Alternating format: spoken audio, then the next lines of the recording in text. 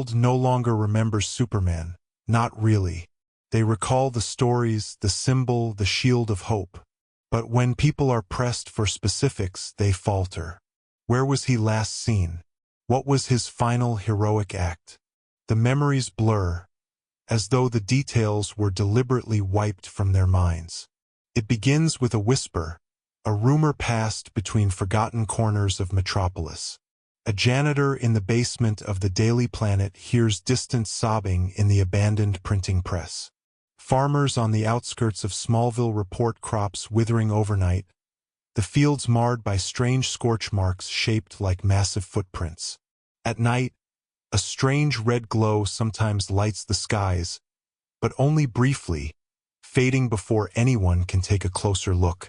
Lois Lane is the first to notice the dreams. In them, she sees Clark Kent, not as the dorky, lovable reporter she married, but as a pale shadow of himself. His eyes are sunken, his cheeks hollow, and his once proud cape hangs in tatters. He speaks to her, but his voice is faint, carried on a phantom wind. "They took everything," he whispers. "Lois, I'm so sorry. But who are they?" A haunting legacy. Jimmy Olsen, now an aging recluse, calls Lois one night, his voice trembling with terror. "I've been seeing him," he says. "But it's not him, Lois. Not really. He stands outside my window just staring. His cape doesn't move in the wind anymore." Lois drives to see Jimmy, but when she arrives, she finds his apartment empty.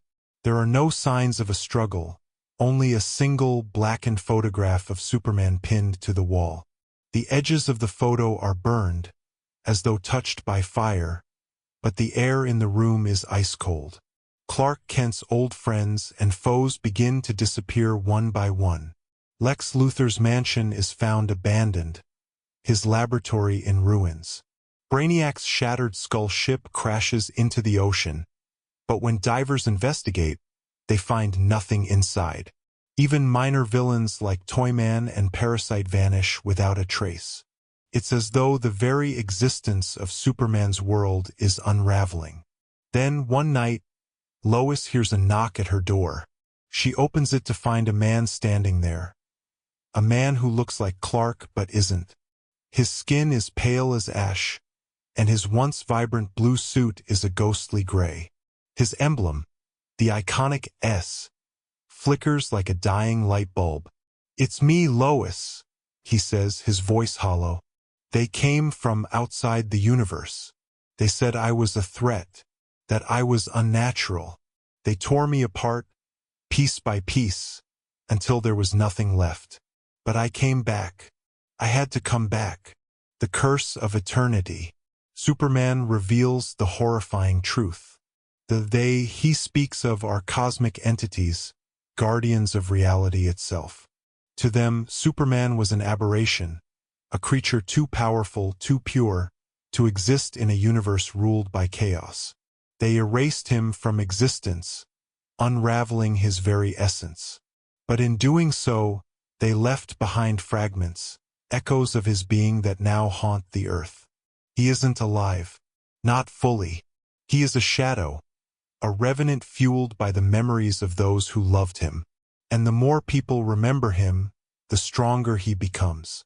"You have to forget me," he pleads with Lois, his glowing eyes filled with sorrow. "Tell the world to forget. If they don't, I'll become something else. Something worse." But Lois can't forget. None of them can.